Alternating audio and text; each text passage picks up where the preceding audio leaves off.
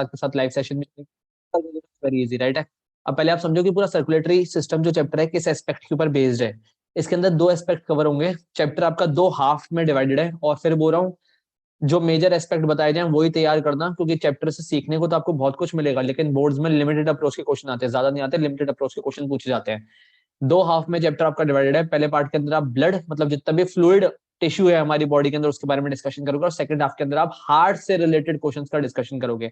और major questions जो past 10 years में 15 इयर्स में आए वो हार्ट के ऊपर आते हैं, ब्लड के ऊपर ज्यादा नहीं आते, हार्ट के ऊपर ज्यादा आते हैं। अब पहला टॉपिक उसके बाद what is the need of transport in the body. अगर आपने देखी है वीडियो तो आई गेस बहुत ज्यादा क्लियर होगा, बहुत दिक्कत वाली बात नहीं है। खाना मतलब एक जनरल सी बात कर रहा हूँ, बॉडी में सारे के सारे आपके बॉडी ऑर्गन्स को कनेक्ट करने के लिए कोई ना कोई फ्लूइड कनेक्टिव टिश्यू चाहिए ही चाहिए, मतलब connecting one part of your body या फिर one organ of your body to another organ, that is very necessary. जैसे एग्जांपल से बात करते हैं, खाना जब आप खाते हो, खाना आपके डाइजेस्टिव सिस्टम में जाता है। अगर 9th में आपने बायो पढ़ी है तमीज से, तो आई गेस आपने इतना देखा होगा कि ओरल कैविटी होती है, फिर ईसोफेगस होती है, फिर स्टमक होता है, फिर इंटेस्टाइन होती है, और इंटेस्टाइन में भी स्मॉल इंटेस्टाइन, लार्ज इंटेस्टाइन, और फिर एनस, राइट। तो खाना आपके डाइजेस्टिव सिस्टम से बॉडी के हर एक ऑर्गन तक पहुंचाना बहुत ज्यादा मैंडेटरी है, क्योंकि जब तक अगर खाना डाइजेस्ट करने के बाद अगर बॉडी ऑर्गन्स तक पहुंचेगा नहीं तो उसमें से एनर्जी लिबरेट नहीं होगी। एनर्जी लिबरेट नहीं होगी तो आप ड्राउजी फील करोगे, आपको थकान महसूस होगी, और आपकी बॉडी प्रॉपर्ली वर्क नहीं कर पाएगी। तो डाइजेस्टेड फूड मटेरियल को भी ट्रांसपोर्ट करने के लिए कौन चाहिए? ब्लड चाहिए। फिर रेस्पिरेटरी सिस्टम के लिए क्या जरूरत है? इसकी भी कहीं ना कहीं रिलेशन 9th स्टैंडर्ड से, कि जो भी हम गैसेस इनहेल करते हैं, इनहेल करने के बाद अल्टीमेटली कहां पहुंचती है? लंग्स में, एल्वियोलाई के पास। अगर आपको पता हो लंग्स के अंदर छोटे सैक लाइक स्ट्रक्चर्स होते हैं ना, which are known as alveoli. फिर एल्वियोलाई से उस ऑक्सीजन गैस को, ऑक्सीजन को खास करके बॉडी के हर टिश्यू तक पहुंचाना जरूरी है। क्यों पहुंचाना जरूरी है उसका जवाब बात की बात, लेकिन बॉडी के हर एक टिश्यू तक ऑक्सीजन गैस को पहुंचाना जरूरी है। तो ऑक्सीजन गैस ब्लड में प्रेजेंट आरबीसी के अंदर प्रेजेंट हीमोग्लोबिन के साथ बाइंड कर कर टिश्यू तक पहुंचाई जाती है। दोबारा बोल रहा हूं, जो भी ऑक्सीजन गैस आप इनहेल करते हो वो सबसे पहले आपके ब्लड में एंटर करते हो। ब्लड में भी किसके अंदर? आरबीसी में, which are red blood cells, right. Red blood cells के अंदर एक स्पेशल टाइप का पिगमेंट होता है which is known as what? Haemoglobin. Haemoglobin के साथ ऑक्सीजन बाइंड करती है और पूरी बॉडी में इसको ट्रांसपोर्ट करवा दिया जाता है। अब इस ऑक्सीजन की नीड क्या थी? क्योंकि अगर आपने रेस्पिरेशन चैप्टर पढ़ा हो 9th स्टैंडर्ड के अंदर, तो respiration is the process by which food is broken down to release energy. कि खाना जो हमने खाया, अब खाने में से एनर्जी रिलीज करना भी तो जरूरी है, तो रेस्पिरेशन के प्रोसेस की वजह से होती है। तभी तो माइटोकॉन्ड्रिया को याद करो, बोलते हैं power house of the cell, क्योंकि उसी के अंदर एनर्जी का लिबरेशन होता है। लेकिन एनर्जी लिबरेट करने के प्रोसेस के दौरान किसका फॉर्मेशन होता है? CO2 का। और CO2 गैस अगर बॉडी में एक लिमिट से ज्यादा एक्यूमुलेट होना स्टार्ट हो जाए तो हमारे लिए टॉक्सिक होती है, हार्मफुल होती है। तो उस CO2 गैस को वापस से पहले O2 टिश्यू तक आ गई, O2 को रिलीज कर दिया हीमोग्लोबिन ने, और अपने साथ किसको कैरी कर लिया? CO2 को। अब ये CO2 वाला ब्लड कैरी होकर कहां पे जाएगा? वापस लंग्स के पास, और लंग्स में इसमें से CO2 गैस बाहर निकाल दी जाएगी, मतलब एक्सहेल कर दी जाएगी। फिर कंटिन्यूअसली ये पैटर्न चल रहा है, हम O2 इनहेल कर रहे हैं, CO2 एक्सहेल कर रहे हैं, O2 इनहेल कर रहे हैं, CO2 एक्सहेल कर रहे हैं। तो मोटिव क्या था? कि गैसेस को ट्रांसपोर्ट करना पूरी बॉडी में, उसमें भी हमें किसने मदद करी? ब्लड ने मदद करी। नेक्स्ट है कि मेटाबॉलिज्म के दौरान, मतलब बॉडी में आपकी जो भी रिएक्शन होती है उससे वेस्ट मटेरियल बनता है, जिसका बेस्ट एग्जांपल है यूरिया। यूरिया जब आप प्रोटीन वाली डाइट खाते हो, खाने में आप कुछ भी प्रोटीन खाते हो, तो प्रोटीन को किसमें कन्वर्ट करवा दिया जाता है? एक्सेस ऑफ प्रोटीन को, जो वेस्ट है उसको किसमें कन्वर्ट करवा दिया जाता है? यूरिया में। अब यूरिया को बॉडी से बाहर एलिमिनेट करना जरूरी है, तो पहले तो सारा का सारा यूरिया वाला ब्लड लिवर से कहां पहुंचाया जाता है? किडनीज के पास, जो हम एक्सक्रीशन वाले चैप्टर में पढ़ेंगे कि कैसे एक्सक्रीशन होता है। अच्छा, there is a big difference between excretion and defecation. बच्चे क्या समझते हैं कि फीसिस को पास आउट करना। फीसिस का मतलब जानते हो? What are faeces? फीसिस पता ही नहीं? पता what is faeces? Khushi, Priyanshi, do you know what are faeces? Faeces पता है कि नहीं पता क्या होते हैं? अरे फीसिस पता है कि नहीं पता? खुशी, प्रियांशी, बेटा आप दोनों से पूछ रहा हूँ, जिसका नाम है ऑब्वियस सी बात है, और किससे पूछा जाएगा? Priyanshi, do you know what are faeces? अरे यस और नो कुछ तो होता है, या तो हाँ होता है या ना होता है। नहीं पता तो बताओ, पता है तो बताओ। Do you know what are faeces? Faeces, faeces, FAECES, faeces. पता है कि नहीं पता? फीकल मैटर या फिर फीसिस बोलते हैं। अरे बच्चे हाँ या ना कुछ तो बोल, पता है कि नहीं पता? घबरा क्यों रहे हो? हाँ या ना, यस और नो? नहीं पता? Khushi, do you know what is faeces और फीकल मैटर? नहीं पता? अरे यस और अनम्यूट रखा करो ना, घबराते क्यों? म्यूट इतनी जल्दी क्या म्यूट करने की जल्दी होती तुम लोगों को? यस और नो? No sir. बेटा जो हम सुबह के टाइम पर एक्सक्रीटरी वेस्ट पास आउट करते हैं ना बॉडी से, अनडाइजेस्टेड फूड मटेरियल, अनडाइजेस्टेड, आप समझ गए? अनडाइजेस्टेड फूड मटेरियल जो आप बॉडी से पास आउट करते हैं उसको फीसिस बोलते हैं। फीसिस को पास करने का, बॉडी में से एक्सपेल करने का प्रोसेस नोन एज डिफिकेशन, वो एक अलग कॉन्सेप्ट होता है। और एक्सक्रीटरी वेस्ट अलग चीज होती है। मुझे पता है आप लोग के आंसर्स बायो में नंबर वगैरह क्यों करते हैं, क्योंकि आपके एक तो कंसेप्ट क्लियर 9 से बायो का बेस बनना स्टार्ट हो जाता है, तो बेसिक्स को जरा समझो। फेसिस को बॉडी में से एक्सपेल करना, फेसिस समझ गए ना, एक्सक्रीट जो उसको एक्सक्रीटरी वेस्ट नहीं बोल सकते हम, क्योंकि एक्सक्रीटरी वेस्ट होता है जब खाने को आपने यूज कर लिया। कॉन्ट्रेरी टू दिस, जो खाना पचा नहीं पाते, जो हमारी बॉडी जिस खाने को डाइजेस्ट नहीं कर पाती, पचा ही नहीं पाती, उसको पास आउट करने का process known as defecation. Defecation defecation आ रही बात समझ में? उसको एक्सक्रीशन नहीं बोलते हैं। अगर आपने गलती से एक्सक्रीशन में ये बोल दिया कि the process of passing out faeces from the body, तो इसलिए आपके पूरे मार्क्स कट जाते हैं। एक्सक्रीशन का मतलब कॉन्ट्रेरी टू दिस होता है कि जिस खाने को आपने यूज कर लिया और यूज करने के बाद जो वेस्ट बना, उसको एक्सपेल आउट करने का प्रोसेस नोन एज एक्सक्रीशन। और एक्सक्रीशन में जो मेन एक्सक्रीटरी वेस्ट हमारी बॉडी के अंदर बनता है, that is known as what, urea. Urea बनता कहाँ पे? लिवर में। कहाँ पे बनेगा? लिवर में यूरिया बनता है। लेकिन उसको एक्सपेल कौन करता है बॉडी में से? बाहर एक्सक्रीट कौन करती है? Kidneys, in the form of what? Urine. आ रहा है समझ में? तो यूरिन के अंदर जो मेन एक्सक्रीटरी वेस्ट होता है, that is what? Urea, right है। और नेक्स्ट टॉपिक है फोर्थ, उसके बाद hormones. Now what are hormones? Hormones कुछ नहीं होते, कुछ केमिकल सब्सटेंसेस होते हैं, जो इसके ऊपर लास्ट चैप्टर है हमारा।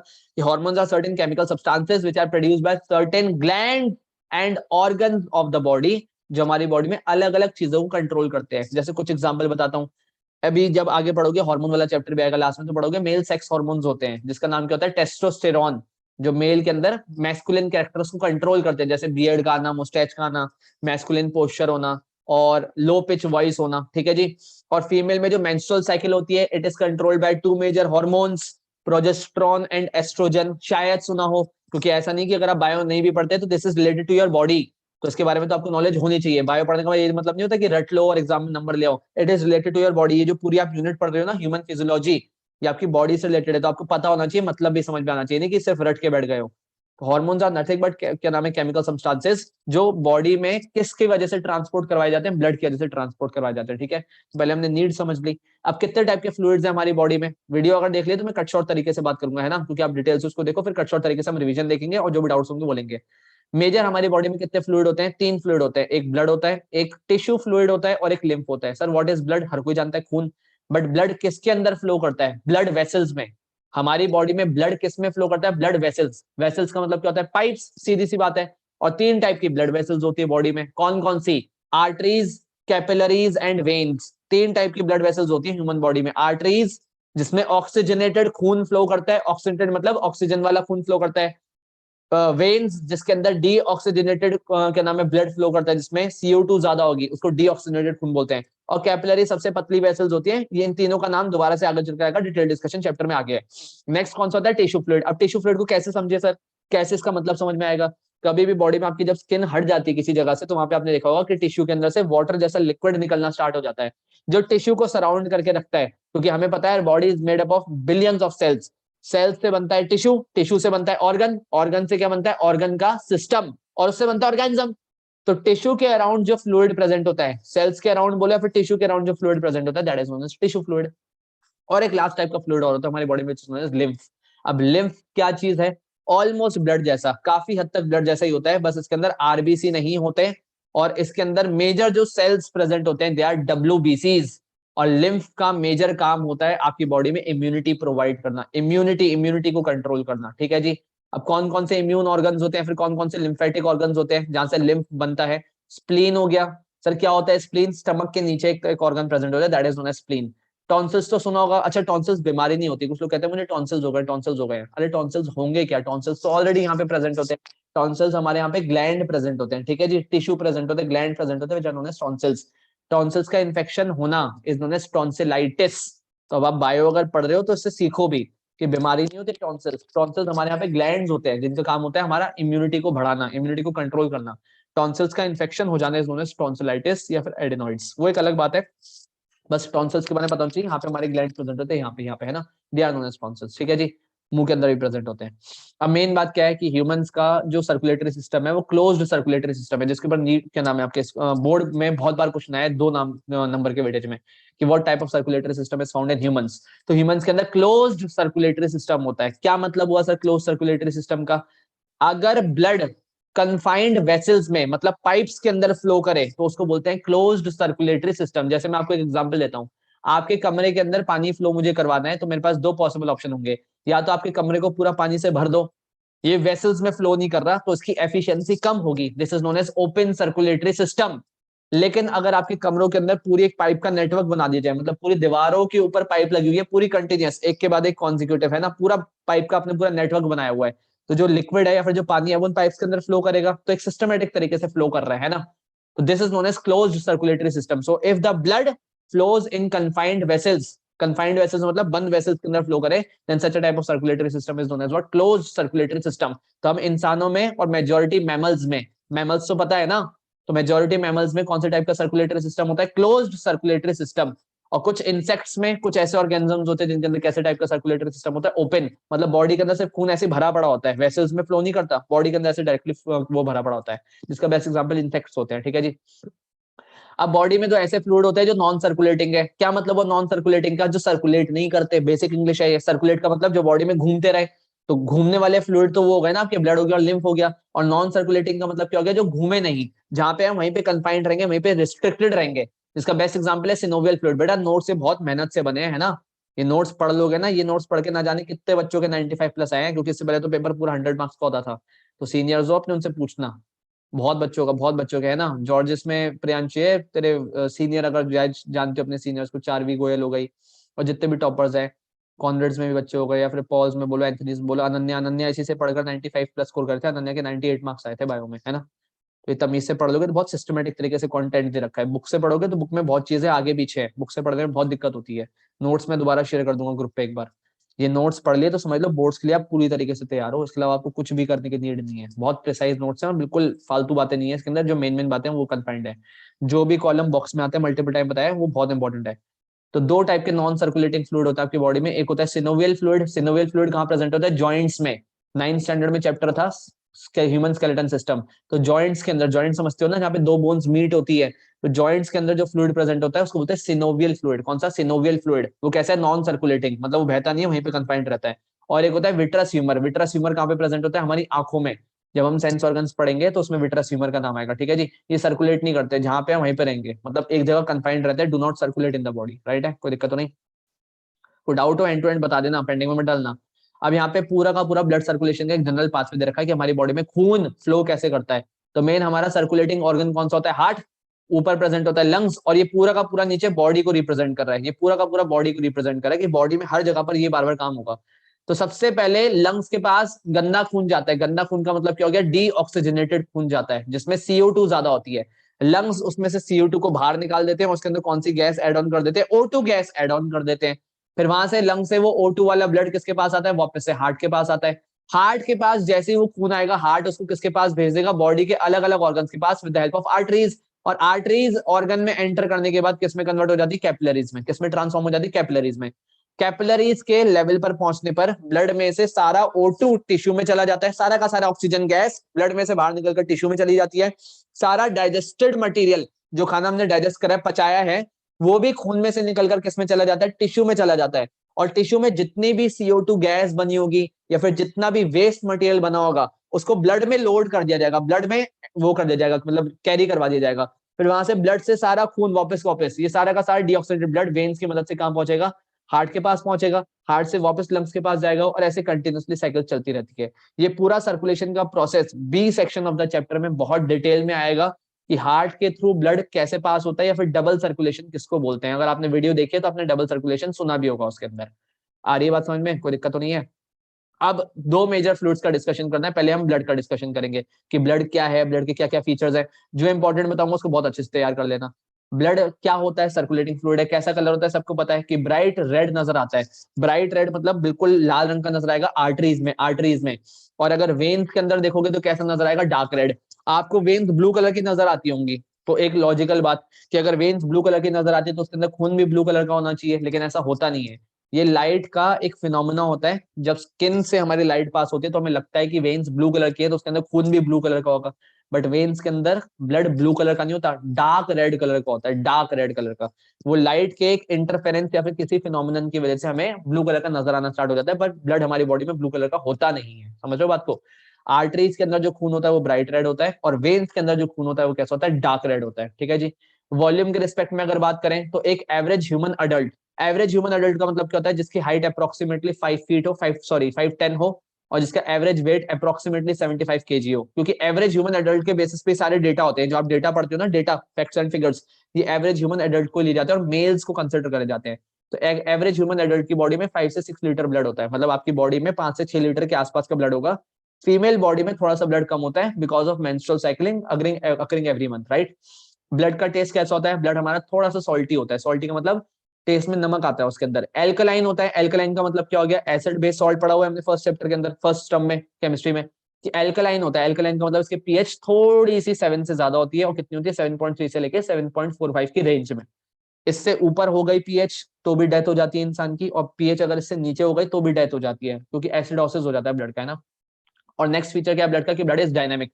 डायनेमिक का मतलब क्या है? कि ब्लड रुकता नहीं है, हमारी बॉडी में कंटिन्यूसली ब्लड फ्लो करता रहता है, और गलती से ब्लड अगर रुक गया तो फिर दिक्कत होना स्टार्ट होती है, जिसको क्या बोलते हैं? क्लॉटिंग होना ब्लड की, है ना। ब्लड की क्लॉटिंग हो जाना, उससे दिक्कत हो जाती है बहुत ज्यादा। फंक्शंस क्या है ब्लड के? तो ब्लड के दो मेजर फंक्शन है, एक तो ट्रांसपोर्ट में मदद करना और एक प्रोटेक्शन में मदद करना। ट्रांसपोर्ट वाला फंक्शन तो आपको ऑलरेडी मैंने स्टार्टिंग में बता दिया कि डाइजेस्टेड फूड मटेरियल को ट्रांसपोर्ट करने में मदद करता है, ऑक्सीजन को ट्रांसपोर्ट करने में मदद करता है, CO2 को ट्रांसपोर्ट करने में मदद करता है, ठीक है जी। मतलब ट्रांसपोर्ट के तो उसके बहुत सारे रोल है। और क्या रोल है? कि ये किडनीज तक वेस्ट सब्सटेंस को पहुंचाता है, हार्मोन्स को ट्रांसपोर्ट करने में मदद करता है। अब यहाँ पे कुछ इक्वेशंस लिखे हुए, इक्वेशन रीड आउट करना सीखो जरा। HB का मतलब होता है हीमोग्लोबिन, कि हीमोग्लोबिन जो आरबीसी के अंदर होते हैं, हीमोग्लोबिन ऑक्सीजन के साथ बाइंड करता है और एक टेम्पररी कंपाउंड बनाता है, which is known as oxyhaemoglobin. Star लगा लेना जब नोट्स को प्रिंट आउट निकालो। Oxyhaemoglobin is the temporary substance. अब जब टिश्यू के पास पहुंचेगा ये ब्लड, ये खून जैसे ही फ्लो करता है वो टिश्यू के पास पहुंचेगा, तो ऑक्सीजन दे दी जाएगी और इसके अंदर CO2 ऐड कर दी जाएगी। मतलब यहाँ पे रिवर्सिबल एरो का साइन लगाया ना, मतलब ये ब्रेक भी हो सकता है और फॉर्म भी हो सकता है कंटिन्यूसली। फिर जैसे ही हीमोग्लोबिन फ्री हो गया ऑक्सीजन को रिलीज करके, तो हीमोग्लोबिन किसके साथ बाइंड करेगा? CO2 के साथ। और किसका फॉर्मेशन करेगा? कार्ब अमीनो हीमोग्लोबिन का। Which substance will be formed? Carb amino haemoglobin. ध्यान रखना, CO2 के साथ बाइंड कर कर बनता है कार्ब अमीनो हीमोग्लोबिन, और कार्बन मोनोऑक्साइड के साथ बाइंड कर क्या बनता है? Carboxy haemoglobin. डायरेक्ट क्वेश्चन, ये भी बोर्ड में direct question. The binding of haemoglobin with oxygen leads to the formation of what? Oxyhaemoglobin. Binding of haemoglobin with CO2 is known as what? Carbaminohaemoglobin. and binding of hemoglobin with carbon monoxide gas, carbon monoxide मतलब CO gas, is known as what? Carboxy haemoglobin, ठीक है जी। और क्या काम है इसके transport करने की? एक्सक्रीटरी वेस्ट को ट्रांसपोर्ट करता है, कहां से? टिश्यू से लेकर लिवर के पास पहुंचाता है, क्योंकि यूरिया लिवर में बनता है। ध्यान रखना, urea is formed in liver but is excreted by what? Our kidneys, right है जी, कोई दिक्कत तो नहीं है। और क्या क्या फंक्शन होते हैं? हार्मोन्स का डिस्ट्रीब्यूशन करना, कि हार्मोन्स क्या होते हैं? These are certain chemicals which are produced by endocrine glands. कुछ ग्लैंड्स होते हैं, जो पूरा चैप्टर है इसके ऊपर लास्ट में, है ना, डिस्कशन करेंगे, तो उसको भी पूरी बॉडी में सर्कुलेट करवाता है। और डिस्ट्रीब्यूशन ऑफ हीट भी करवाता है। सर कैसे डिस्ट्रीब्यूशन ऑफ हीट? कैसे? सर्दियों का मौसम है, भी थोड़ा बहुत, ऑल्दो ज्यादा नहीं है। आप कोई भी हॉट बेवरेज पीते हो, जैसे आपने चाय पी, कॉफी पी, तो चाय पीने के बाद, कॉफी पीने के बाद पूरी बॉडी के अंदर वार्मथ फील होना स्टार्ट हो जाती है, गर्मी फील होना स्टार्ट हो जाती है। क्यों? क्योंकि जो आपने गर्म चाय पिया, फिर गर्म कॉफी पिया, फिर कोई भी हॉट बेवरेज आपने पिया, सूप भी क्यों ना पिया है, उसकी हीट किसके अंदर ट्रांसफर हो जाएगी? ब्लड में। तो फिर ब्लड पूरी बॉडी में सर्कुलेट कर रहा है, तो जहां जहां ब्लड जाएगा वहां वहां पे उसके साथ हीट जाएगी, और फिर वो टिश्यू के अंदर हीट रिलीज करेगा, तो आपके ऑर्गन अपने आप ही इंटरनली कैसे हो जाएंगे? वार्म हो जाएंगे, मतलब उनका बॉडी टेम्परेचर राइज हो जाएगा, ऑर्गन का या फिर टिश्यू का टेम्परेचर राइज हो जाएगा। आया समझ में? अब ब्लड प्रोटेक्शन कैसे प्रोवाइड करता है, इसका भी लॉजिक है। ब्लड के अंदर प्रोटेक्शन प्रोवाइड करने के लिए स्पेशल टाइप के सेल्स प्रेजेंट होते हैं, which are known as WBCs, white blood cells. RBCs का फुल फॉर्म क्या होता है? Red blood cells. और साइंटिफिक नेम क्या होता है आरबीसीज का? Erythrocytes, erythrocytes. और WBCs का साइंटिफिक नेम क्या होता है? ल्यूकोसाइट्स। क्या बोलते हैं जी? ल्यूकोसाइट्स। ल्यूकोसाइट्स के भी सब टाइप होते हैं, जो डिस्कस करेंगे। अभी सिर्फ ओवरऑल ब्रॉड ब्रॉड बातें, कि प्रोटेक्शन, ब्लड हमें प्रोटेक्शन कैसे प्रोवाइड करता है, और सब प्रोटेक्शन किस चीज से? प्रोटेक्शन तो प्रोवाइड करेगा किस चीज से? आपको आइडिया नहीं है, बट कंटिन्यूअसली जब भी आप इनहेल कर रहे हो ना, आपकी ब्रेथ के साथ साथ साथ में पैथोजेंस भी अंदर जा रहे हैं। बैक्टीरिया वगैरह, वायरस वगैरह, या फिर कुछ भी फंगस वगैरह होंगे, वो आपके ब्रेथ के साथ अंदर जाते हैं। लेकिन आपका इम्यून सिस्टम कॉन्स्टेंटली उनके अगेंस्ट लड़ाई लड़ रहा है, कॉन्स्टेंटली, हर समय। अगर आपका इम्यून सिस्टम कमजोर पड़ गया तो पैथोजन आपके ऊपर हावी हो जाते हैं, they start dominating your body, और फिर यू गेट डिजीज, फिर आपको बीमारी हो जाती है। लेकिन अगर आपका इम्यून सिस्टम स्ट्रांग है, और इम्यून सिस्टम स्ट्रांग होने का क्या तरीका होता है? कि आप प्रॉपर डाइट अगर लेते हो, तो डाइट लेने से क्या होगा? WBC ज्यादा बनेंगे, WBC ज्यादा बनेंगे, WBC अपना एक्शन या फिर रोल अच्छे से प्ले कर पाएंगे, और फिर पैथोजन हमारी बॉडी का कुछ नहीं बिगाड़ पाएंगे। तभी कहते हैं कि अगर आप एक कमजोर डाइट लेते हो, आप पुअर डाइट लेते हो, तो आपके बीमार पड़ने के चांसेस ज्यादा होते हैं, क्योंकि डाइट नहीं लोगे तो WBCs नहीं बनेंगे, WBC सेल है, सेल नहीं बनेंगे, और सेल नहीं बनेंगे तो लड़ाई कौन लड़ेगा बॉडी के अंदर? इम्यूनिटी प्रोवाइड कौन करेगा? आ रही बात समझ में? तो पहला फीचर तो ये हो गया कि WBCs protect the body from disease bye engulfing the bacteria. Engulfing का मतलब क्या होता है? खा जाना, खा जाना। जो बॉडी के अंदर किसी भी रास्ते से, जैसे बुद्धि लगाओ, आप कोई भी स्ट्रीट फूड खाते हो, चाउमीन खाया आपने, गोलगप्पे बहुत चाव से बच्चे खाते हैं ना, बहुत अरे बड़े मजे आ रहे हैं, बहुत टेस्टी लग रहा है, लेकिन उस बैक्टीरिया, उसके गोलगप्पे के पानी के साथ, चाउमीन के साथ, कोई भी आप स्ट्रीट फूड खाते हो, आपको उस खाने के साथ ना आपकी बॉडी में बहुत सारे बैक्टीरिया पहुंचते हैं, क्योंकि बहुत हाइजीनिक तरीके से तो बनते नहीं है, लेकिन फिर भी आप बीमार नहीं पड़ते मोस्ट ऑफ द टाइम। वो तो कभी कभार वाली बात है कि रियरली बीमार पड़ जाते हैं, but most of the time अगर आप स्ट्रीट फूड खाते हो बीमार तो नहीं पड़ते ना।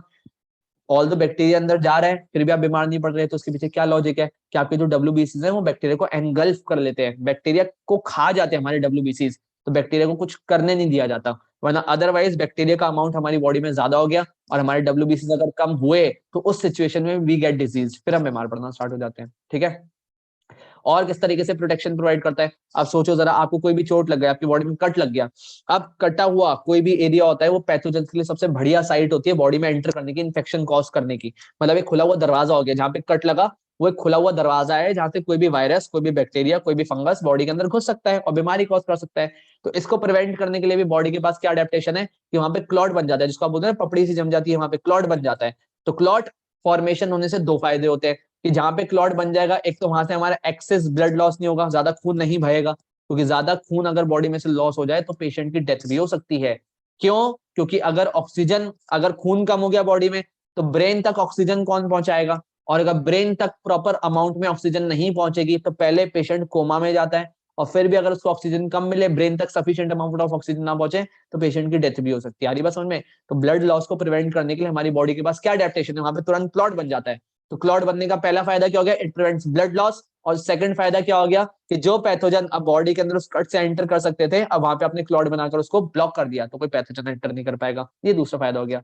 तीसरा फायदा क्या है कि जो डब्ल्यूबीसीज होते हैं, जो एक टाइप के, मतलब डब्ल्यूबीसीज की एक स्पेशल क्लास होती है which is known as lymphocytes, lymphocytes a subtype of डब्ल्यूबीसीज।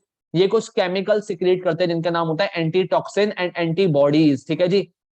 कुछ नहीं, केमिकल्स का नाम है एक तरीके से, आप लोगों के लेवल पर, अभी आप छोटे बच्चे हो, वैसे तो बहुत डिटेल टॉपिक आता है 12th स्टैंडर्ड में, बट आप लोगों के लेवल पर छोटी मोटी बातें होती हैं कि एंटीटॉक्सिन्स और एंटीबॉडीज मतलब कुछ केमिकल्स का प्रोडक्शन करते हैं जो बैक्टीरिया के द्वारा बनाए गए पॉइजन्स को नलिफाई कर देता है, न्यूट्रलाइज कर देता है। जैसे एग्जांपल से मैं आपको बात बताता हूँ कि जब हमें कोई भी रोड एक्सीडेंट में चोट लगती है, फिर कहीं हमारा पैर वगैरह घिस जाता है, कुछ हो जाता है, तो टेटनेस का इंजेक्शन, आप लोग बोलते हैं ना टेटनेस का इंजेक्शन लगवा लो, वो टेटनेस का इंजेक्शन नहीं होता, वो एटीएस का इंजेक्शन होता है, एंटी टेटनस सीरम।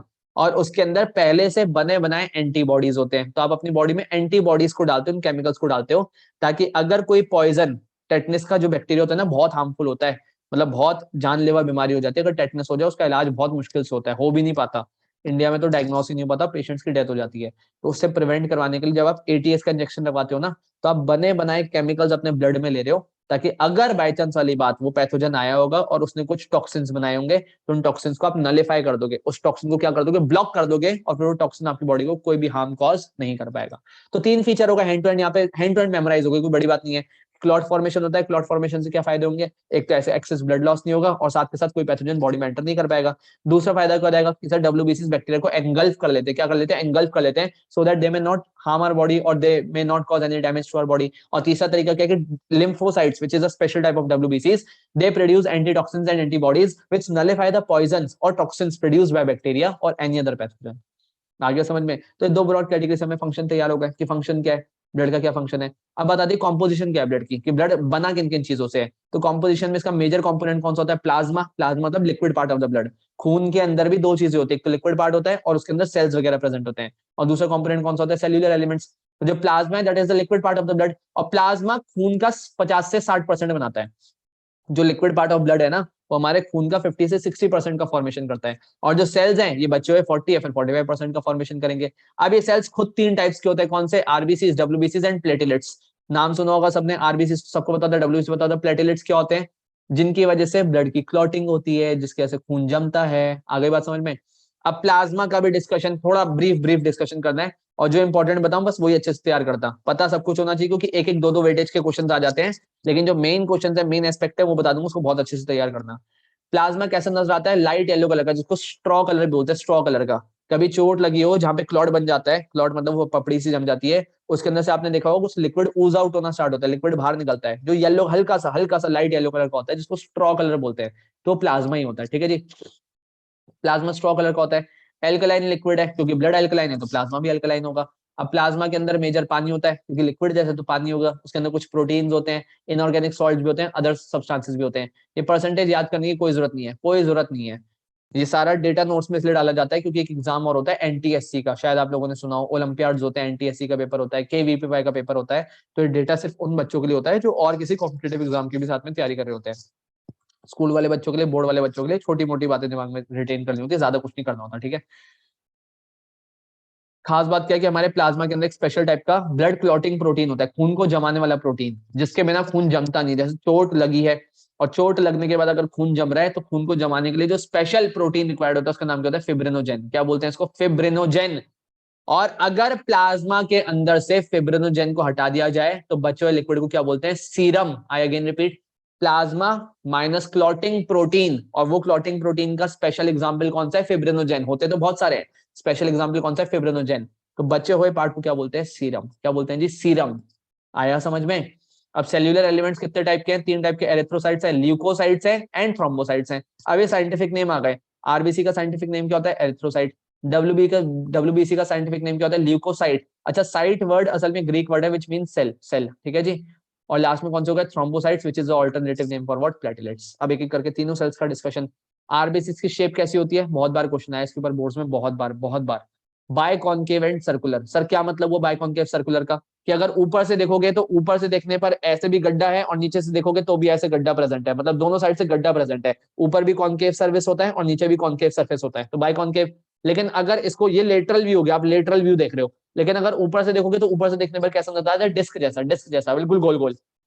साइड से देखने पर बीच में से पिचका हुआ नजर आता है, तो ऊपर भी कॉनकेव सरफेस, नीचे भी कॉनकेव सरफेस, तो बाय कॉनकेव हो गया। और अगर ऊपर से देखोगे तो कैसा नजर आएगा? पूरा का पूरा सर्कुलर नजर आएगा, ठीक है जी। साइज नहीं करना याद, साफ बोल रहा हूँ, ये डेटा भी याद नहीं कर पाओगे, फिर भी एक्स्ट्रा नॉलेज के लिए 7 माइक्रोमीटर। 1 माइक्रोमीटर मतलब कितना होता है? 10⁻⁻⁶। तो बहुत छोटे होते हैं साइज में, बहुत छोटे। नंबर आपको जरूर ध्यान रखना है कि पर मिलीमीटर क्यूब ऑफ ब्लड में, पर मिलीमीटर क्यूब समझ गए, वॉल्यूम की यूनिट है, इतनी कम यूनिट के अंदर 4.5 से लेकर 5 मिलियन आरबीसीज होते हैं। 5 मिलियन आरबीसीज, 5 मिलियन का मतलब कितना हो गया? Approximately 50 lakh RBCs are present in per cubic millimetre of blood. Female की बॉडी में 5 मिलियन से थोड़े कम होते हैं, रीजन वही है, मेंस्ट्रुअल साइकिल के जैसे ब्लड लॉस होता है तो आरबीसीज का काउंट थोड़ा सा कम होता है, ठीक है जी। बहुत ज्यादा इंपॉर्टेंट पॉइंट हो गया कि आरबीसीज के अंदर क्या ऐसी खास बात है, किस लिए अडेप्टेड है, मतलब खून में आरबीसी है तो क्या काम है इनका? कोई खास काम है? यस। इनके अंदर, आरबीसी के अंदर कोई भी ऑर्गेनली नहीं होता, बहुत जरूरी बात। सेल चैप्टर आप 9th स्टैंडर्ड में पढ़ के आए हैं, आपने पढ़ा होगा सेल के अंदर बहुत सारे ऑर्गेनलीज होते हैं, न्यूक्लियस होता है, एंडोप्लाज्मिक रेटिकुलम होता है, गोल्जी बॉडी होती है, माइटोकॉन्ड्रिया होते हैं, बहुत सारे होते हैं। लेकिन आरबीसी अंदर से ऑलमोस्ट खाली होता है, ऑलमोस्ट खाली, क्योंकि इसके अंदर एक स्पेशल टाइप का पिगमेंट प्रेजेंट होता है जिसके ऊपर डायरेक्ट क्वेश्चन आएगा। And that red colour pigment present in RBC is known as what? Haemoglobin. क्या बोलते हैं जी? हीमोग्लोबिन। अब उस हीमोग्लोबिन का काम होता है अपने साथ ऑक्सीजन गैस को बाइंड करवाना ताकि ट्रांसपोर्ट हो सके, या फिर CO2 गैस को बाइंड करवाना, ठीक है जी, कोई दिक्कत तो नहीं है। पहली अडेप्टेशन हो गई। दूसरी अडेप्टेशन क्या है कि आरबीसी को बाय कॉन्केव होना बहुत जरूरी है, क्योंकि अगर ये बाय कॉन्केव नहीं होते तो पतली ब्लड वेसल्स में से जब ये फ्लो होकर निकलते हैं, पतली ब्लड वेसल्स में जब बहकर बाहर निकलते हैं तो ये वेसल्स को ब्लॉक कर देते हैं, और वेसल्स को अगर ब्लॉक कर देते हैं तो वहां पे क्लॉट जम जाता, क्लॉट जम जाता तो हमारी डेथ हो जाती है। आ गया समझ में? तो ये अडेप्टेशन है। फिर नेक्स्ट फीचर ये भी इंपॉर्टेंट है, what is the site of synthesis, कि आरबीसी बनता कहाँ पे है, कहाँ पे बनता है? तो डिपेंडिंग कि आप कौन से एज ग्रुप में है, अलग अलग कैटेगरी होती है। जब हम एम्ब्रियो थे, एम्ब्रियो, एम्ब्रियो का मतलब समझ गए ना, जब हम मदर के वूम में थे, गर्भ में थे, तो हमारे आरबीसी हमारे लिवर में और हमारे स्प्लीन में बनते थे। हमारा लिवर भी आरबीसी बनाता था, हमारा स्प्लीन भी आरबीसी बनाता था। जब हम 5 साल तक के बच्चे हो गए तब हमारी बॉडी की हर एक बोन के अंदर, हड्डियों के अंदर बोन मैरो होता है, शायद पता होगा ना, हड्डियों के सेंटर में कैविटी होती है, उसमें बोन मैरो होता है। तो सारी हड्डियां बोन मैरो, उसके अंदर बोन मैरो होता है तो उसके अंदर आरबीसी बनते थे। लेकिन जब हम एडल्ट में ट्रांसफॉर्म हो जाते हैं, जैसे आप सब अडल्ट हो, अब आप सब 5 एज ग्रुप से बाहर आ गए ना, तो आप सब अडल्ट हो, तो अब बॉडी के सिर्फ लॉन्ग बोन्स के अंदर आरबीसी बनते हैं। लॉन्ग बोन्स का मतलब कौन सा हो गया? हाथों की हड्डियां हो गई, पैरों की हड्डियां हो गई, रिब केज की बोन्स हो गई, सिर्फ उनके अंदर अब आरबीसी बनते हैं और कहीं नहीं बनते, ठीक है। Next feature life and death, कि एक आरबीसी ऑन एन एवरेज कितने दिन जिंदा रहता है? 4 महीने। हर दिन हमारी बॉडी में आरबीसी मरते भी हैं, डेथ भी होती है, और हर दिन आरबीसी बनते भी हैं। तो अगर आप डाइट लेना कम कर दोगे तो आपकी बॉडी के अंदर खून की कमी हो जाएगी, और खून की कमी के लिए एक स्पेशल टर्म होता है, पता है किसी को? तो जनरल बेसिक है, मैं बोलता हूँ बायो के बच्चे नहीं भी हो एटलीस्ट इतना पता होना चाहिए। What is the disorder related to deficiency of blood known as, क्या बोलते हैं उस बीमारी को, खून की कमी को? बताओ। फीमेल्स में बहुत कॉमन होती है, बहुत कॉमन। क्या बोलते हैं? बोलो। अरे खून की कमी को क्या बोलते हैं? हाँ प्रियांशी, पता है क्या बोलते हैं? खून की कमी को क्या बोलते हैं? इतना सोचना पड़ रहा है, आवाज नहीं आ रही बेटा, म्यूट करके रख, बोल तो सही, इंटरेक्ट तो कर, इंटरेक्ट नहीं करेगी तो सीखेगी कैसे? ये लोग तो ऑलरेडी एक बार पढ़ चुके हैं, तो इंटरेक्ट नहीं करेगी, सीख नहीं पाएगी। बोल, पता है कि नहीं पता? यस और नो? अनीमिया, अनीमिया, खून की कमी इज नोन एज अनीमिया। ठीक है जी, कोई दिक्कत तो नहीं? आरबीसी की एवरेज लाइफ स्पैन कितना होता है? 120 डेज। 120 डेज का मतलब अप्रोक्सीमेटली 4 महीने। और आरबीसी की डेथ भी होती है, क्योंकि सेल्स आर इमॉर्टल, ऐसा तो नहीं इमॉर्टल होते हैं, सेल्स आर मॉर्टल, सबकी सब सेल्स की डेथ होती है। तो आरबीसी को मारा कहाँ पे जाता है? स्प्लीन में मारा जाता है, लिवर में मारा जाता है और बोन मैरो में, लेकिन फिर भी सबसे ज्यादा स्प्लीन में मारे जाते हैं। जो बता रहा हूँ ना, स्टमक के नीचे एक ग्लैंड या फिर ऑर्गन प्रेजेंट होता है, उसका नाम होता है स्प्लीन। और इसी वजह से स्प्लीन को बोलते हैं ग्रेवयार्ड ऑफ आरबीसीज, आरबीसीज का मुर्दा घर, ग्रेवयार्ड ऑफ आरबीसीज। आरबीसीज को वहां पे मारा जाता है और लिवर में भी डेथ करी जाती है, मतलब डिस्ट्रॉय करा जाता है उनको। जो भी बेकार आरबीसी हो गए, जो 120 दिन से ऊपर के हो गए, उनको डिस्ट्रॉय कर दिया जाता है। और डिस्ट्रॉय कर उनका जो रॉ मटेरियल है वो यूटिलाइज कर लिया जाता है किसी न किसी अदर काम में। आरबीसीज बनाने में भी यूटिलाइज हो जाता है। ठीक है जी, कोई दिक्कत तो नहीं है? अब आरबीसीज को ब्रेक डाउन करके जो हीमोग्लोबिन है उसको भी डिस्ट्रॉय कर देते हैं, सारी चीजों को डिस्ट्रॉय कर देते हैं। खास करके आरबीसी को डिस्ट्रॉय करने पर एक पिगमेंट बनता है बिलीरुबिन, बिलीरुबिन। एक और बनता है बिलीवर्डिन। ये हमारे बाइल जूस में प्रेजेंट होता है, पता है ना? गॉल ब्लैडर प्रेजेंट होता है, किसको पता है कि गॉल ब्लैडर होता है लिवर के पास? एक छोटा सा पियर शेप का ऑर्गन प्रेजेंट होता है which is known as gall bladder. अगर 9th में पढ़ी होगी बायो तो ही पता होगा। पेट के अंदर एक ग्लैंड प्रेजेंट होता है which is known as gall bladder, पता है ना? गॉल ब्लैडर के अंदर से जूस सिक्रेट होता है which is known as bile juice, उसके अंदर ये पिगमेंट प्रेजेंट होता है बिलीरुबिन, बिलीरुबिन। ठीक है जी। अब ट्रिपल स्टार पॉइंट, सबसे ज्यादा इंपॉर्टेंट पॉइंट, जब नोट्स प्रिंट निकालो तो उसको मार्क कर लेना, हाईलाइट। जो जो बातें बोल्ड में दे रखी है ना, ये सारी बातें इंपॉर्टेंट है। कि हमारा आरबीसी के बारे में फ्रेज बोला जाता है, वो क्या फ्रेज है जो बिल्कुल सबसे नोट्स में इस पेज पे नीचे है? कि deficient but more efficient. Although इसके पास कुछ कमी है, फिर भी ये बहुत एफिशिएंट है। आरबीसी के पास 3 ऑर्गेनेलीज की कमी है, लेकिन फिर भी बहुत ज्यादा एफिशिएंट है। वो 3 ऑर्गन्स कौन से हैं? कि आरबीसी के अंदर न्यूक्लियस नहीं होता। जो मैच्योर आरबीसी होते हैं, मैच्योर, मैच्योर का मतलब जो एडल्ट स्टेज में कन्वर्ट हो गए, फंक्शनल आरबीसी है, फंक्शनल काम करने लायक आरबीसी है, उनके पास न्यूक्लियस नहीं होता। सर क्यों नहीं होता न्यूक्लियस? क्योंकि अगर न्यूक्लियस बीच में होता तो बीच में से आरबीसी मोटे होते, और मोटे होते तो फिर ये ब्लड वेसल्स के अंदर पास होने पर फंस जाते, फंस जाते मतलब क्लॉटिंग हो जाती। तो जैसे ही न्यूक्लियस खत्म हुआ तो ये ऊपर से भी पिचक गए और नीचे से भी पिचक गए, दोनों जगह से पिचक गए, मतलब कैसी शेप के हो गए? बाइकॉनकेव शेप के हो गए। जिसकी वजह से इनका surface area to volume ratio बढ़ गया, मतलब जो पर यूनिट वॉल्यूम है उसके अकॉर्डिंग्स में सरफेस एरिया ज्यादा हो गया। सरफेस एरिया ज्यादा हो गया तो ऑक्सीजन गैस को कैरी करने की कैपेसिटी बढ़ गई। ठीक है जी। तो स्पेस इन बिटवीन इंक्रीज और more RBC can be accommodated in the same blood. मतलब अगर न्यूक्लियस प्रेजेंट होता तो पर यूनिट ब्लड के अंदर कम आरबीसी आते, लेकिन न्यूक्लियस का लॉस करने से आरबीसी को फायदा क्या हुआ? कि उसके अंदर जगह ज्यादा बढ़ गई, आरबीसी के अंदर की जगह भी ज्यादा बढ़ गई और सरफेस एरिया उसका इंक्रीज हो गया। सेकंड फीचर है उसके बाद, माइटोकॉन्ड्रिया भी नहीं होता, कि जो मैच्योर आरबीसी होते हैं उनके अंदर माइटोकॉन्ड्रिया भी एब्सेंट होता है। अब लॉजिक लगाते हैं कि क्यों, रटना ना पड़े तो लॉजिक लगाते हैं कि क्या लॉजिक है। हमें पता है 9th स्टैंडर्ड सर बच्चा जानता है कि mitochondria is known as power house of the cell, क्योंकि उसके अंदर एरोबिक रेस्पिरेशन होती है। अब जरा सोचो, आप किसी ऐसे एक इंसान को पैसा ट्रांसफर करने के लिए कह रहे हो कि एक काम करो, मेरे आपको 10,000 रुपए दे रहा हूँ, आप जाकर किसी दूसरे इंसान को देकर आ जाओ। और आप उस इंसान को दे रहे हो जब आपको ऑलरेडी पता है कि वो चोर है। तो वो चोर है तो क्या आपके पैसे कभी फेथफुली ट्रांसफर करेगा? नहीं, उसमें से कुछ पैसे अपने पास रख लेगा। लेकिन जिस इंसान को पैसे की जरूरत ही नहीं होगी, मतलब जिसके लिए पैसा बिल्कुल बेकार है, उसको पता ही नहीं कि पैसा किसी काम में भी आता है, तो वो तो क्या करेगा? उसके लिए तो कागज के टुकड़े हैं, वो फेथफुली जाकर ट्रांसफर कर देगा। सेम काम आरबीसी के साथ है, क्योंकि आरबीसी को क्या जिम्मेदारी दी गई है? ऑक्सीजन को ट्रांसपोर्ट करने की। कि जितनी ऑक्सीजन तुम्हें दी जा रही है चुपचाप जाकर टिश्यू को दे दो, क्योंकि टिश्यू को रेस्पिरेशन करनी है, जो टिश्यूज होते हैं बॉडी में उसको रेस्पिरेशन करनी है।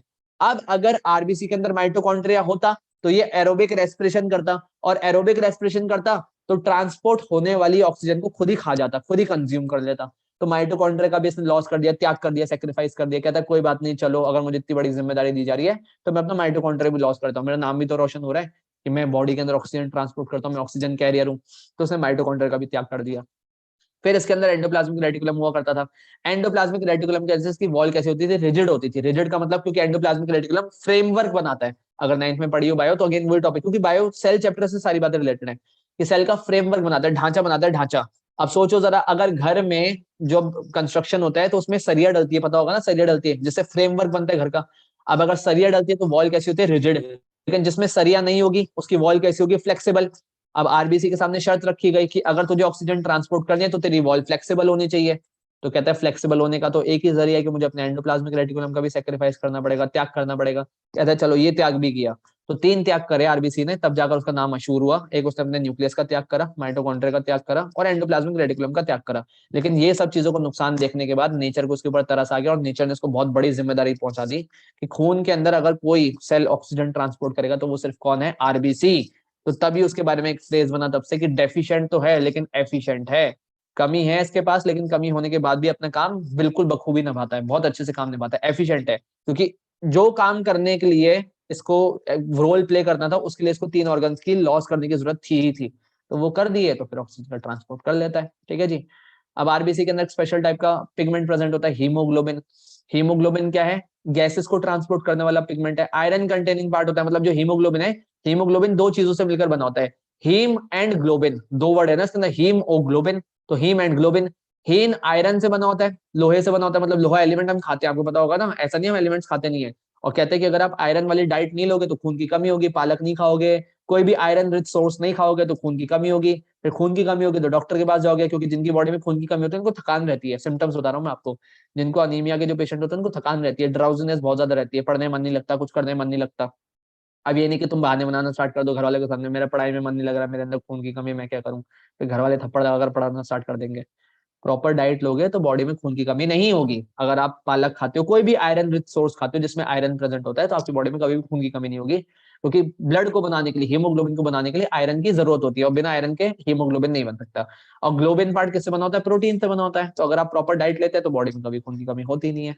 अब जिन 3 कॉम्प्लेक्स का मैंने आपको नाम बताया था कि ऑक्सीजन जब